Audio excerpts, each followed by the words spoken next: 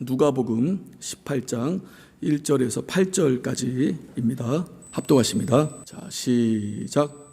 항상 기도하고 낭망치 말아야 될 것을 저희에게 비유로 하여 가라사대 어떤 도시에 하나님을 두려워 아니하고 사람을 무시하는 한 재판관이 있는데 그 도시에 한 과부가 있어 자주 그에게 가서 내 원수에 대한 나의 원한을 풀어주소서 하되 그가 얼마 동안 듣지 아니하다가 후에 속으로 생각하되 내가 하나님을 두려워 아니하고 사람을 무시하나 이 과부가 나를 번거롭게 하니 내가 그 원한을 풀어주리라. 그렇지 않으면 늘 와서 나를 괴롭게 하리라 하였느니라. 주께서 또 가라사대 불의한 재판관의 말한 것을 들으라. 하물며 하나님께서 밤낮 부르짖는 택하신 자들의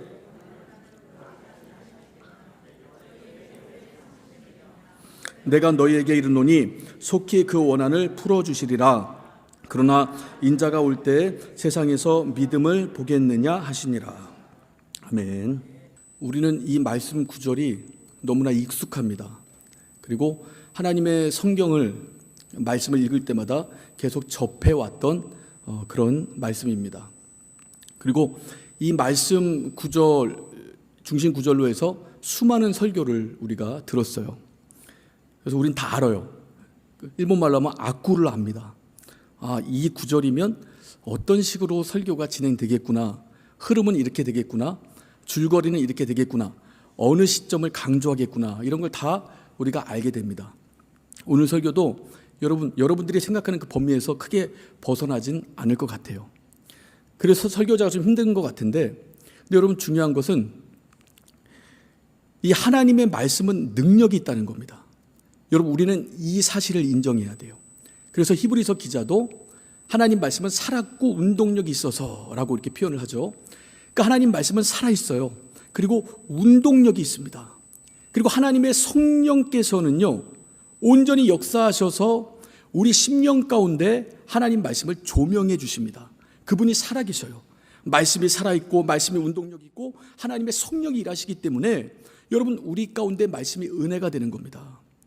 여러분 우리는 하나님 말씀을 어제도 듣고 그제도 듣고 또 내일도 들을 거고 앞으로 또 읽기도 할 거고 계속 하나님의 말씀을 접할 거예요. 근데 여러분 느끼십니까? 그때마다 색다른 은혜가 임합니다. 그러니까 같은 구절을 어제도 듣고 오늘도 듣고 내일도 듣는데 하나님의 성령이 역사하실 때 정말 색다른 감동으로 내 심령 가운데 다가와요.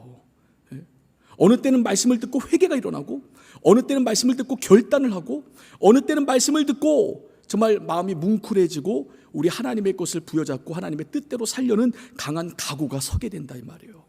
하나님의 성령께서 일하시는 증거입니다. 그래서 하나님 말씀은 살았고 운동력이 있어서 좌우의 날선 어떤 검보다 예리하여 영과 홍과 관절과 골수를 찔러 쪼개고 마음의 뜻과 생각을 감찰한다.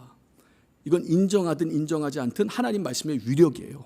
그래서 영, 혼, 육체, 관절, 골수까지 우리 하나님은 쪼갭니다. 찌르십니다. 그리고 모든 걸 지배하신다 이 말이에요. 우리가 여러분 이 세상에 그 수많은 책들이 있습니다. 우리나라에 알아보니까 이 출판사가 35,000개의 출판사가 있다고 그래요. 그러니까 그 출판사마다 1년에 한 권씩만 책을 내도 35,000권의 책이 나오는 거예요. 1년에. 그리고 세계적으로는 또 아주 수십만 권의 책이 나오겠죠. 근데 우리는 여러분 그런 책들을 많이 접하지만 그런 책들보다 하나님의 성경 말씀을 사랑합니다.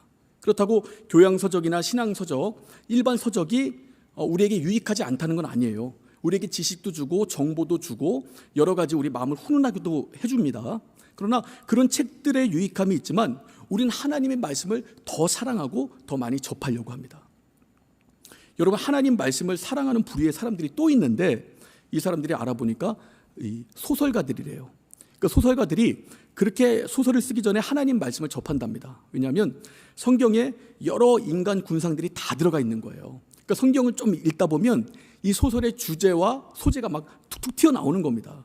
그래서 소설을 쓰는 사람들이 성경을 사랑하는데 그들은 지극히 어떤 개인적인 목적이 있어서 성경을 보는 거죠. 그래서 주제와 소재를 딱 끄집어내면 그때부터 성경을 읽지 않는 거예요. 그러나 우린 이런 목적이 없습니다. 하나님의 말씀, 하나님께서 우리 가운데 들려주시고 우리 가운데 은혜를 주시고자 하는 그 말씀을 사모하는 마음으로 우리는 언제나 하나님 말씀을 대한다 이 말이에요. 여러분, 조선시대에는 책이 많이 없었어요. 그래서 인생책을 딱 발견하면 여러분 그 책을 10,000번을 읽었답니다. 10,000번 읽을 수 있으세요, 여러분? 한 책을 10,000번을 읽으면 문단, 문장, 단어 하나하나에서 그 통찰력을 끄집어내는 거예요. 그러니까 굉장한 거죠. 근데 여러분, 요즘 시대는 책이 계속 홍수처럼 나오기 때문에 이게 인생책이다 하고 딱 집어서 이 책만 주구장창 10,000번을 읽는 사람은 없어요. 요즘 시대에는 그건 효율적이지 못하다고 얘기합니다. 그리고 정말 어리석다고 말할 거예요. 근데 우리들은 여전히 성경을 읽는다 이 말이에요. 성경을 계속 읽어요. 왜냐하면 때마다 시마다 하나님께서 우리 가운데 주시고자 하는 말씀이 이 안에 보석처럼 담겨 있기 때문입니다. 그래서 우리는 하나님 말씀을 통하여 이런 변화를 받는 거예요. 예수님께 더 가까이 가게 되는 겁니다. 그런데 우리가 이렇게 성경을 접하고 설교를 듣는데요, 어떤 사람들은 은혜를 받는데 어떤 사람들은 성경을 지식으로만 이렇게 담습니다. 그 차이가 뭘까요? 첫째는 사모함이고요, 둘째는 겸손함입니다. 우리는 하나님 말씀을 좀 사모하는 마음을 가져야 되고요, 주 말씀 앞에서 좀 겸손해야 돼요. 예수님께서 가버나움에서 역사하십니다. 이적과 표적을 막 나타내요. 가는 곳마다 앉은 뱅이 일어나고 죽은 자가 살아납니다. 엄청난 소문이 막 각처에 퍼져요. 그리고 예수님이 어딜 가시냐면 자기 고향 나사렛에 가십니다. 여러분, 나사렛에 갔을 때 사람들이 환영했을까요? 야, 예수님 오셨다 좋아했을까요? 아니에요. 우리가 듣자 하니까 네가 가버나움에서 뭐 이런저런 일을 행했다며, 그럼 의원아 너 고쳐봐라 하는 식으로 판 깔아줄 테니까 한번 여기서도 역사해봐, 할 수 있는 거 다 해봐, 우리가 봐줄게, 이렇게 예수님을 조롱합니다. 그럼 예수님께서 뭐라고 말씀하시냐, 이들에게 나는 의인을 부르러 온 것이 아니고 죄인을 불러 회개시키러 왔다, 이렇게 말씀하십니다. 그러니까 너희는 이미 너희 자체로 의롭다 여기는구나, 너에겐 내가 필요 없구나. 나는 죄인이 나를 만나면, 그러니까 내가 없이는 살 수 없는 자들, 내 생명과 내가 주는 소망과 내가 주는 믿음, 그것이 전부인 줄 알고 정말 내 앞에서 나의 것을 사모하는 자들, 그 죄인들, 그 자들을 나는 만나러 왔다. 그리고 그들이 나를 만나면 회개한다, 변화된다, 이렇게 말씀하시는 겁니다. 여러분, 성전에 두 사람이 올라가 기도합니다. 한 사람은 바리새인이에요. 또 한 사람은 세리입니다. 여러분, 바리새인이 기도를 시작합니다. 뭐라고 말합니까? 하나님, 나는 저 죄인 세리와 구별되게 하심을 감사합니다. 그러니까 처음부터 나는 의인이다 인정해 달라는 거예요. 저 사람은 죄인이고 구별시키는 겁니다. 그리고 나는 7일에 2번씩 기도하고 또 11조하고 율법의 613가지 계명을 다 지킵니다. 그러니까 하늘을 우러러 부끄러운 게 하나 없으니까 하늘을 똑바로 쳐다보고 눈 하나 깜짝 않고 하나님과 대면하여 기도한다 이 말이에요. 근데 세리는, 여러분, 세리는 어떻게 기도해요? 하늘을 바라보지 못합니다. 그리고 땅을 바라봐요. 흐느껴 옵니다. 나는 죄인입니다. 나는 죄인입니다. 이게 무슨 뜻이에요, 여러분? 나는 죄인인데 내 죄를 사해 주시고 나를 만나 주시고 나에게 생명 주시고 나를 안아 주시고 나의 모든 것을 받아 주시는 하나님이 안 계시면 나는 죽습니다. 하나님 한 분만이 나를 살려 주시는 유일한 분입니다. 하나님 없이는 나는 죽습니다. 여러분, 두 사람의 기도 중에 누구의 기도가 응답받았을까요? 예수님이 대답을 알려주죠. 세리의 기도가 응답됩니다. 그리고 그 다음 구절에 이렇게 말씀하세요. 이와 같이 자기를 높이는 자는 낮아질 것이고 자기를 낮추는 자는 높아질 것이다, 이렇게 말씀합니다. 그래서 여러분, 우린 하나님을 사모해야 돼요. 말씀을 사모해야 됩니다. 그리고 겸손한 마음으로 말씀을 대할 때 우리 하나님의 은혜가 우리 가운데 흘러들어옵니다. 그리고 흘러들어온 은혜가 우리 가운데 충만할 때 비로소 우리가 주의 일을 감당할 수가 있는 거예요. 마르다와 마리아의 집에 예수님이 오셨어요. 신방으로 왔습니다. 제자들, 예수님 일행들 다 왔죠. 그러니까 마르다는 너무나 큰 사건이에요. 축제입니다. 잔치예요. 예수님이 집에 왔는데 그러니까 뭐라도 대접해 드려야 되잖아요. 그러니까 분주한 겁니다. 아니, 잡채를 할까? 우리로 따지면 뭐 탕수육을 할까? 뭐 아니면 뭐 어떤 전을 할까? 여러 가지 막 고민이 많고 근심이 많아요. 근데 손이 부족합니다. 마음은 분주하고 이 걱정은 많은데 손이 부족해. 근데 마리아가 뭐 하고 있나 봤더니 예수님의 발 앞에 앉아 있어요. 예수님 말씀 듣고 앉아 있습니다. 얼마나 짜증이 나요, 여러분? 여러분 같으면 짜증 나겠어요, 안 나겠어요? 짜증 나죠. 얼마나 짜증이 났는지 마리아에게 말을 안 해요. 예수님께 일러버립니다. 예수님, 저 마리아 저 꼴 좀 보세요. 내가 예수님 대접하려고 이렇게 힘들게 일하고 있는데 쟤는 저기서 말씀 듣겠다고 앉아 있잖아요. 예수님 한마디 해주세요. 그러니까 마르다가 예수님께 바란 메시지는 뭐겠어요? 야, 마리아야, 너 좀 언니가 저렇게 일하는데 같이 좀 도와주고 나중에 말씀 들어도 괜찮아. 언니 좀 도와줘. 이런 메시지를 예수님으로부터 듣기를 바랬는데 예수님은 그렇게 말씀 안 하세요. 뭐라고 말씀하십니까? 마르다야, 마리아는 좋은 쪽을 택했다. 이거 빼앗기지 않을 거야. 이렇게 예수님 말씀하십니다. 여러분, 우리가 주님의 일을 해요. 분주하게 일합니다. 바쁘게 일합니다. 활발히 일합니다. 아주 강력한 힘을 가지고 일합니다. 근데 그 마음의 중심에 뭐가 있느냐 이 말이에요. 마음의 동기가 마음의 동기 차지하는 것이 무엇입니까? 예수 그리스도입니까? 하나님의 말씀입니까? 은혜입니까? 하나님의 성령입니까? 그렇다면 우리의 동기는 바라요. 우리의 방향은 바르게 나아가는 겁니다.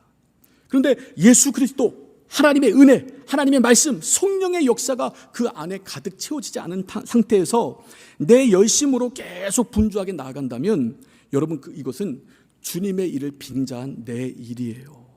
내 일을 계속 감당하는 겁니다. 여러분, 이것은요, 교회를 아프게 합니다. 그리고 더 나아가서 나 자신을 아프게 해요. 자기 자신을 아프게 한다 이 말이에요. 그러니까 예수님께서 마리아는 좋은 걸 택했어. 이거 빼앗기지 않을 거야. 마르다야, 네 힘으로 너의 것으로 너의 열정으로만 하려고 하지 말고 하나님의 은혜를 힘입어 하나님의 힘을 가지고 네가 일을 해라. 그러니까 마리아는 이 좋은 걸 택했어. 이건 놓치지 않을 거야. 마리아는 하나님의 은혜와 하나님 말씀과 하나님의 것을 택하고 그분이 주시는 능력을 가지고 그분의 열심으로 일을 하게 될 거야. 이렇게 주님께서 말씀하신 겁니다. 여러분, 예수님이 감람원에서 승천하십니다. 500명이 그 장면을 다 봤어요. 그러니까 목도한 겁니다. 여러분, 어서 주워 들은 게 아니에요. 내가 내 눈으로 봤습니다. 그만한 증인들이 어디 있어요. 내가 똑똑히 봤는데 예수님 이게 천사들이 이끌려서 싹 부활하신 거 봤는데 엄청난 증인들이죠. 근데 여러분, 성경 아시는 것처럼 예수님은 니들이 가서 예수님 증거하려고 생각하지 마 이렇게 말합니다. 먼저 성령을 받아. 왜? 성령이 오시면 그가 나를 증거할 것이다. 물론 너희도 나와 처음부터 함께 있었으므로 나를 증거할 것이지만 우선은 하나님의 성령을 받고 그분이 인도하시고 그분이 주시는 말씀의 조명, 그분이 주시는 은혜, 그분이 주시는 생명, 그분이 주시는 믿음, 이것으로 심령을 채우고 우리 주님이 원하시는 방향대로 나아가라. 그러니까 성령의 역사 없이는 내 방향대로 나아갈 수밖에 없어요. 여러분, 내 것을 추구합니다. 내 의를 추구합니다. 내 명예를 추구하게 돼 있어요, 결국에는. 그러나 하나님의 성령께서 그 중심을 차지하면 올바른 방향, 하나님이 원하는 방향으로 나아가게 돼 있습니다. 그래서 여러분, 우리가 하나님 말씀을 대할 때 정말 말씀을 읽을 때도 그렇고요, 말씀을 들을 때도 그렇고 이렇게 사모하는 마음, 그리고 겸손한 마음을 좀 견지하셨으면 좋겠어요. 여러분, 여기 서 있는 저는요, 여러분들보다 나을 게 하나 없습니다. 정말 그래요. 저는 항상 느끼거든요. 제가 여기 설 수 있는 것은 두 가지 이유밖에 없어요. 첫째, 하나님이 세우셨다 믿는 믿음이고 하나님이 일하신다 믿는 믿음입니다. 그 외에는 없어요, 여러분. 여러분이 사람의 말을 듣는다 그렇게 생각하시면 여러분들이 실망합니다. 저에게서 받을 게 없어요. 저까짓 나에게 뭘 주겠어 이런 생각밖에 안 듭니다. 그러나 하나님이 역사하신다. 오늘 내 심령 가운데 말씀을 심어놓는 자는 저 설교자가 아니고 하나님께서 하나님의 성령으로 주의 말씀을 내 심령 가운데 각인시킬 거고 또 그 말씀이 내 심령 가운데서 소망이 되게끔 역사하실 거다. 이렇게 인정하고 또 인식하는 우리 모두가 다 되었으면 좋겠습니다. 할렐루야. 자, 우리 1절을 보면 낭망치 말아라 이렇게 말씀하고 있는데, 여러분, 낭망이란 단어, 이 낭망은 말 그대로 소망과 희망이 떨어졌다는 거예요. 잃었다는 겁니다. 우린 보통 낙담이란 단어도 쓰죠. 낙담은 담력을 잃었다는 거예요. 우리가 사업을 합니다. 실패해요.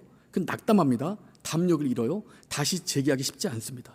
그러니까 불굴의 의지가 있는 사람들은 재기하겠지만 낙담하고 의욕을 상실하면 그 일을 못 해낸다 이 말이에요. 어떤 사람이 연애를 합니다. 또 결혼 직전까지 가요. 근데 파혼을 당합니다. 이 사람은요 다시 연애하기가 힘들대요. 제가 그 사람을 좀 아는데 예전에 만났던 사람인데 너무 힘들대요. 이 낙담되고 어떤 면에서 의욕이 잃은 부분이 계속 하더라고요. 그러니까 낙심되면 의욕이 상실됩니다. 아무것도 못해요, 여러분. 근데 이 세상은요 낙담되는 일이, 낙심되는 일이, 낭망되는 일이, 절망스러운 일들이 계속 많아요. 왜냐하면 죄악이 관영한 세상이기 때문에 그렇습니다. 여러분, 우리가 교회 모습은 이게 아닌데 싶어서 우리가 교회 개혁을 시작했습니다. 5년 됐어요. 너무 힘들었습니다. 그래도 하나님의 뜻대로 교회 개혁은 되어져 가고 있어요. 근데 교회 개혁이 다 끝나지도 않았는데 코로나가 닥쳐왔어요. 경제적으로, 정신적으로, 심리적으로, 육체적으로 너무나 힘들었습니다. 저는 개인적으로 이건 코로나가 2번을 걸렸어요. 남들 한 번도 안 걸린 사람도 있는데 한 번 걸리고 1년 만에 또 한 번 걸렸습니다. 그래서 저는 개인적으로 너무나 힘들었어요. 그 코로나가 끝나지도 않았는데 원숭이 2창이 온대요. 5천 명이 이미 감염됐답니다. 우리나라에 상륙했대요. 또 원숭이 2창이 창궐한데 경제는 밑바닥을 치고 있어요. 금리는 올라가고 환율도 올라가고 또 물가도 올라가는데 노동자들이 뭐라 그래요? 내 월급만 오르지 않는데요. 너무 힘듭니다. 사는 게 힘들어요. 여러분 뉴스를 봐도 굿뉴스가 없잖아요. 계속 전쟁은 계속되고 있고 전쟁 때문에 물가 상승하는 거죠. 민족과 민족은 싸움하고 경제 공황을 겪는 나라들, 그 나라 사람들 계속 시위를 일으킵니다. 이 낭망이, 낙담이 언제까지 계속될 건가? 여러분, 이 세상은 계속됩니다. 주님 오시는 그 순간까지 계속돼요. 이미 이 세상은요 뒤틀려져 있어요. 그래서 우리 주님께서 이 세상의 모든 사람들의 죄를 바로잡으려고, 죄를 용서하시고 우리 가운데 생명의 길을 내어주시려고 오신 겁니다. 제가 여러분 한 사람의 인생 스토리를 읽어드릴게요. 짧습니다. 근데 이 사람이 얼마나 인생 가운데 낭망을 했는지 한번 주의 깊게 들어보세요. 자, 이 사람은 9살 때 어머니가 돌아가십니다. 자, 매정한 아버지 밑에서 허드렛 일을 하며 소년기를 보냅니다. 19살 때 가장 사랑하는 누나가 죽어버립니다. 22살 때 첫 직장에서 쫓겨납니다. 23살 때 친구와 동업하여 사업을 시작했지만 사업 실패합니다. 그래서 빈털털이 반그지가 돼요. 26살 때 사랑하던 여인이 전염병에 걸려 죽어버려요. 32살에 한 여성을 만납니다. 사랑하고 결혼하려 했는데 이 여성이 결혼식 당일날 사라져버려요. 근데 이듬해 다시 나타나요. 그 여성과 결혼합니다. 근데 평생 부부 사이가 원만하지 않아요. 믿음이 깨진 거죠. 이 사람은 특이한 외모, 촌스러운 행동 때문에 친구와 동료들로부터 깡마른 꺽다리 촌놈, 긴팔 원숭이란 모욕을 계속 듣습니다. 35살 때 국회의원에 도전을 해요. 실패합니다. 41살 때 4살 난 아들이 죽어버려요. 46살 때 국회의원에 재도전합니다. 다시 낙선합니다. 47살 때 부통령 후보 경선에 탈락합니다. 49살 때 국회의원에 또다시 도전했지만 실패합니다. 모두 4아들을 두었는데 그중에 3명이 어린 나이에 죽어버립니다. 그리고 평생 우울증에 시달리는 삶을 살아가게 됩니다. 이 사람이 누굴까요? 미국 16대 대통령 아브라함 링컨이랍니다. 그러니까 이 사람은요 하는 일마다 낭망 낙심이에요. 그러니까 사랑하는 사람들 다 죽어요. 사업하면 실패합니다. 선거에 나가면 다 낙선이. 한 번 유일하게 붙은 선거가 대통령 선거예요. 그래서 한 번 붙은 그 16대 대통령 선거에서 당선이 돼서 대통령이 됐는데, 대통령이 되자마자 남북전쟁이 발발합니다. 이 사람은 북군의 총수죠. 근데 군인들이 하루에 수만 명이 죽어나가요. 대통령 집무실에서 울부짖으면서 막 울었대요. 하나님, 왜 이때 나를 이 자리에 두어서 이런 고통을 당하게 하십니까? 집무실에 있던 직원들에게 다 들릴 정도로. 그러니까 하나님을 독실하게 의지했던 자인데 엄청난 낭망의 세월을 겪은 거예요. 우여곡절 끝에 전쟁이 끝납니다. 그리고 아내와 같이 연극을 보러 가요. 그 자리에서 암살당합니다. 전쟁 끝난 지 6일 후랍니다. 여러분, 이런 비참한 인생이 어디 있어요? 아주 낭망, 낙심, 어떤 절망, 휩싸인 인생이에요. 완전히. 근데 여러분, 이 링컨이 암살당하기 전에 가장 하고 싶은 일이 무엇입니까? 이렇게 물었을 때 이 사람이 어떤 대답을 했냐면 이스라엘 성지순례를 가고 싶습니다. 그러니까 예수님의 발자취를 느껴보고 싶었던 거예요. 그러니까 끝까지 이 사람은요 믿음을 놓지 않은 겁니다. 믿음을 견지했던 거예요. 여러분, 백악관을 기도실로 만든 대통령 링컨이라는 책이 있습니다. 한번 시간 되시면 읽어보세요. 여러분, 이 정말 얼마나 이 위기의 순간에, 절망의 순간에 하나님께 기도했는지, 그러니까 하나님의 위로받아 그 인생을 버텼던 거예요. 여러분, 그 인생을 저주받은 인생이라고 볼 수 있습니까? 여러분, 우리 주 예수의 인생을 한번 보자고요. 이 땅에 오셨습니다. 이 땅의 것으로 만족하지 않으셨어요. 이 땅의 것에 안주하지 않으셨습니다. 그분은 죽으러 오셨어요. 죽음을 향해 달려갑니다. 불나방처럼 십자가를 향해 달려간다 이 말이에요. 근데 그분의 유일한 소망은 뭐냐? 아버지와 영원전에, 창세전에 누렸던 그 아버지 함께 있었던 그 소망입니다. 그러니까 그 영생의 소망, 그 영원한 소망을 바라보고 그분은 이 땅에서의 삶을 온전히 견디고 이겨내고 절망과 낭망을 하나님의 능력으로 이겨낸다 이 말이에요. 그러니까 링컨도 낭망 중에 기도했어요. 그래서 여러분, 하나님을 의지하고 믿는 믿음을 견제낼 수 있었던 겁니다. 우리 주 예수도 이 땅에서 아버지를 의지했어요. 이 땅에서 아무도 부러워하는 인생이 아닌데 아버지를 의지하고 승리했습니다. 우리 여러분 1절을 보면 이렇게 말씀합니다. 항상 기도하고 낭망치 말아야 될 것을 저희에게 비유로 하여. 그러니까 예수님은요, 이 설교하실 때 많은 비유를 하십니다. 근데 비유가 어려워요. 그 사람들이 못 알아들어요. 그러니까 어떤 사람은 말씀 듣고 이 말씀 어렵도다, 누가 이해할 수 있겠는가 볼멘 소리를 하기도 합니다. 또 제자들도 못 알아들어요. 그래서 어느 날은 제자들과 사람들 구별해서 제자들에게만 예수님이 풀어주기도 합니다. 근데 여러분, 이 비유를 잘 보세요. 이 비유는요, 목적을 분명히 하고 내가 이것 때문에 이 비유를 들려주는 거야 라고 말씀하십니다. 그 목적이 뭐냐? 항상 기도하고 낭망치 말아야 된다. 이걸 심어주기 위해서 내가 이 비유를 말하는 거야 라고 아주 해답을 알려주고 비유를 지금 말씀하고 있어요. 그래서 여러분, 우리가 항상 기도하면 낭망치 않습니다. 낭망하면 기도를 못해요. 그래서 이 낭망을 이기는 힘, 기도를 못하는데 낭망을 이기는 힘은 기도예요, 여러분. 그래서 우리가 항상 기도할 때 낭망치 않을 수 있습니다. 우리가 여러분 낭망하면 무엇을 잃어버리느냐? 믿음을 잃어버려요. 믿음을 잃어버립니다. 여러분, 우리가 이 구절을 잘 보면요, 기도로 시작하잖아요. 항상 기도하고 낭망치 말아야 될 것을 비유로 우리 가운데 말씀하시는데, 우리 8절을 보면요, 후반절에 그러나 인자가 올 때 세상에서 믿음을 보겠느냐 하시니라. 아니, 기도로 시작했다가 믿음으로 끝납니다. 이게 뭔 경우야? 라는 생각을 할 수 있는데, 여러분, 우리가 기도하지 않고 낭망을 하면요, 결국 잃어버리는 게 믿음입니다.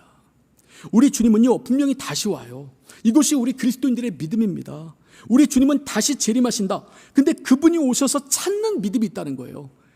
보고자 하는 믿음이 있다는 겁니다. 근데 그 믿음 있는 자를 내가 과연 볼 수 있겠는가? 주님께서 우려하신다 이 말이에요. 여러분, 낭망하는 자들에게선 하나님이 원하시는 믿음을 찾아볼 수가 없는 거예요. 그래서 우리 주님께서 우리 가운데 간절히 부탁하는 겁니다. 항상 기도하고 낭망치 말아라 부탁하는 거예요. 여러분, 항상 기도한다, 이걸 좀 이렇게 바꿔서 우리가 생각해 보면, 그러니까 하나님은요, 주무시지도 않고 쉬시지도 않습니다. 그러니까 우리가 언제나 기도하든, 항상 기도하든, 쉬지 않고 기도하든, 무시로 기도하든, 하나님은 언제든지 우리 기도 받으시고 들으실 준비가 되어 계신 분이라는 거예요. 예. 우리 어머니가, 제가 몸이 좀 안 좋아서 우리 어머니가 제 최고의 기도의 동역자거든요. 기도 좀 해주세요, 이렇게 카톡으로 문자를 보냈어요. 근데 기도는 이제 당연한 거고, 그때부터 계속 막 이런 보충제, 영양제, 보약, 한약 이런 게 이제 오기 시작하는 거예요. 그게 여러분, 부모가 자식을 향한 사랑이죠. 하나님을 가장 닮은 부모의 사랑. 근데 여러분, 그 부모도 자식을 24시간 사랑해내지는 못해요. 주무셔야 되잖아요. 그리고 결국 흙으로 돌아가셔야 되잖아요. 근데 우리 하나님은 주무시지도 않고 쉬지도 않고 영원히 계시면서 우리가 새벽에 기도하든 아침에 기도하든 불면증으로 고생하며 저녁 늦게까지 못 자고 그때 기도하든 하나님은 항상 깨어 계시고 우리가 쉬지 않고 기도하는 그 기도를 언제나 드러내신다 이 말이에요. 들어주시는 분이다 이 말이죠. 여러분, 그분께 기도하라는 거예요. 그때 우리가 낭망하지 않습니다. 이것을 주님은 우리 가운데 심어주고 싶은 거예요. 그래서 비유로 우리 가운데 말씀하시는 거죠. 이제 비유가 시작됩니다. 가라사대 어떤 도시에 하나님을 두려워 아니하고 사람을 무시한 한 재판관이 있는데, 그러니까 예수님의 비유는요, 그 시대에 있을 법한 사람을 등장시킵니다. 근데 이 사람의 재판관의 특징이 뭐냐? 하나님을 두려워 안 해요. 그 다음에 사람을 무시해버립니다. 그러니까 한마디로 말하면 악독하고 안하무인이에요. 그러니까 이 사람을 겁줄 어떤 재력과도 이 사람을 겁줄 수가 없어요. 왜냐하면 사람 무시하거든. 하나님은 두려워하지도 않거든. 그러니까 자기 마음대로 합니다. 여러분, 이 시대는 재판관이란 직분이 따로 있지 않습니다. 뭐 재판관, 변호사, 검사, 경찰 따로 있지 않아요. 재판관이 이 모든 일을 다 하는 겁니다. 그러니까 예를 들면 자기 마음에 안 들면 없는 죄도 씌워버리는 거예요. 자기 마음에 들고 뇌물이나 바치면 있는 죄도 없애버리는 겁니다. 그러니까 안하무인 악독한 재판장이 한 사람 등장하고, 또 3절 보면 그 도시에 이제 한 사람이 더 등장하는데, 과부가 있어 자주 그에게 가서 내 원수에 대한 나의 원한을 풀어주소서 하되. 여러분, 이 과부의 특징은 뭡니까? 원수가 있어요. 그래서 원수 때문에 이 원한 한이 맺혔습니다. 그래서 이거를 풀어야 돼요. 풀어야 되는데 이걸 풀어줄 사람이 이 도시에는 이 재판장밖에 없었나 봐요. 그러니까 이 재판장한테 가야 되는데, 우리가 여러분 이 시대를 알죠? 이 시대는 여인들은 외부 활동을 거의 안 합니다. 남편이 외부 활동을 해요. 제가 어떤 문헌을 보니까요, 이 과부들은 상거래도 못했다고 그래요. 그러니까 시장 가서 사고 팔고를 못하는 겁니다. 그러니까 교회가 과부를 돕지 않으면 교회는 살 길이 없는 거예요. 그래서 교회에게 계속 과부를 도와라, 고아를 도와라 이렇게 명령을 주는 겁니다. 근데 이 사람은 아들도 없었나 봐요. 그러니까 이런 재판 같은 외부 활동은 보통 남자가 해야 되는데 보낼 아들도 없으니까 자기가 가는 겁니다. 근데 여러분, 이 재판관이 어떤 사람이에요? 하나님 두려워하나요? 그다음에 사람 무시해요. 이 과부가 갑니다. 그럼 핍박하죠. 핀잔 주죠. 수치 주죠. 모욕을 주죠. 쫓아내는 겁니다. 근데 여기 표현이, 재밌는 표현이 있는데, 과부가 있어 자주 그에게 갔다고 그랬어요. 이 자주라는 뜻을 헬라어로 살펴보니까요, 한 번 더라는 뜻이 있습니다. 그러니까 어떤 얘기냐? 수치를 당하고 쫓겨나요? 한 번 더 가는 거예요. 모욕을 당하고 쫓겨납니다. 한 번 더 가는 거예요. 핍박을 당하고 뭐 때론 얻어맞기도 하겠죠. 쫓겨나요? 한 번 더 가는 겁니다. 여러분, 이런 사람이 제일 무섭잖아요. 집념, 아주 막 이글이글 타오르는 눈빛으로 계속 내가 원한이 너무 크니까 이거 해결받아야 되니까 갑니다. 이제 4절 보니까, 그가 얼마 동안 듣지 아니하다가 후에 속으로 생각하되 내가 하나님을 두려워 아니하고 사람을 무시하나. 이 자기가 자기를 아는 거죠. 자, 5절 보니까, 이 과부가 나를 번거롭게 하니 내가 그 원한을 풀어주리라. 그렇지 않으면 늘 와서 나를 괴롭게 하리라 하였느니라.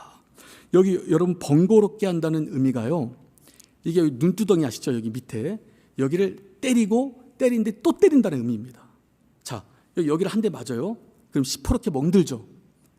또 한 대 맞습니다. 피 멍들겠죠. 또 한 대 맞아요. 그럼 터져버리는 거예요. 그런 정도로 이 사람이 괴로웠다는 겁니다. 너무 번거로웠고 너무 괴로워서 내가 그 원한을 풀어주리라.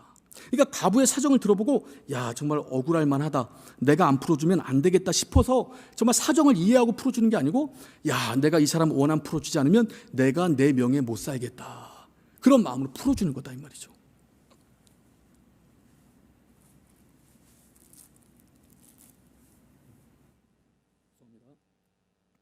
제가 고등학교 때 저는 이렇게 밴드부였거든요. 그래서 플룻을 1년 반 동안 불었고, 그리고 엘토 색스폰을 이렇게 불었습니다. 이 얘기는 뭐 하든 상관없는데 한번 불었다는 걸 얘기해주고 싶었어요.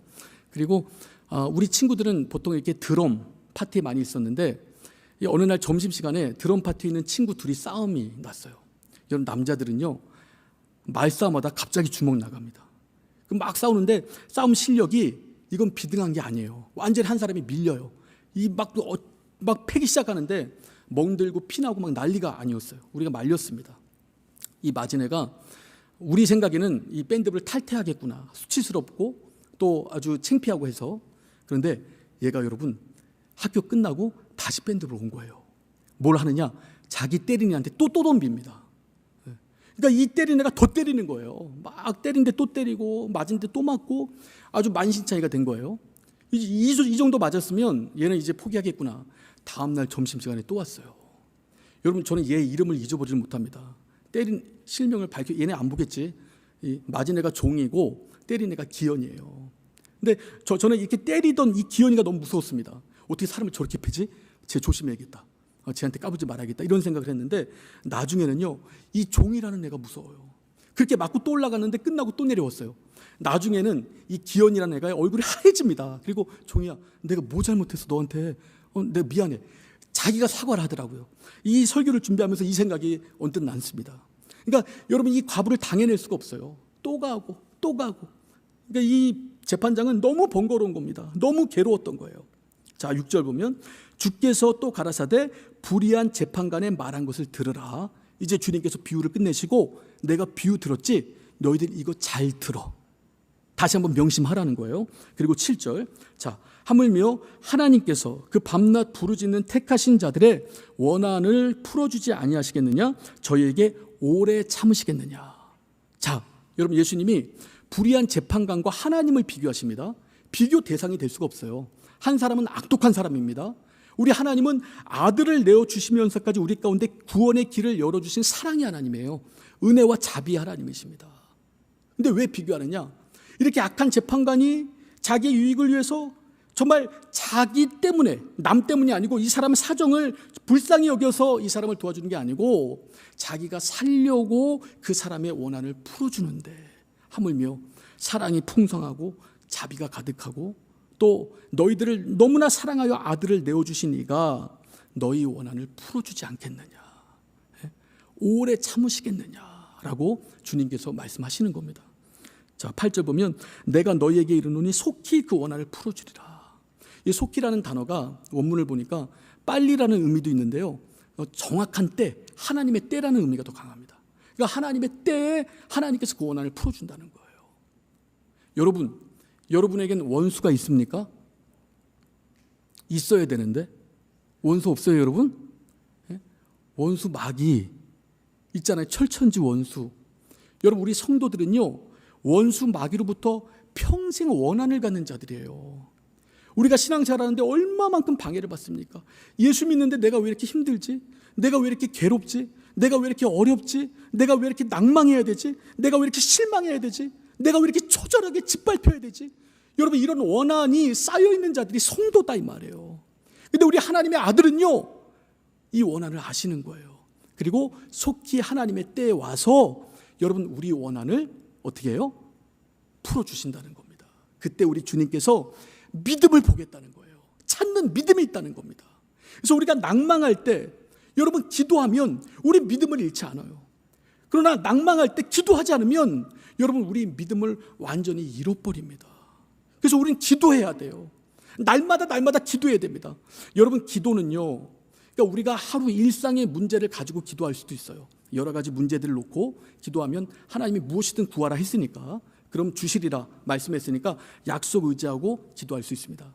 그런데 기도의 더 근본적인 목적을 주님께서 말씀하시는 거예요. 그것은 우리 믿음을 유지하기 위해서 필요한 겁니다. 여러분, 기도해야 우리 믿음이 유지되는 거예요. 이 폴리캅이라는 사람이 있습니다. 이 사람은 서머나 교회 감독이에요.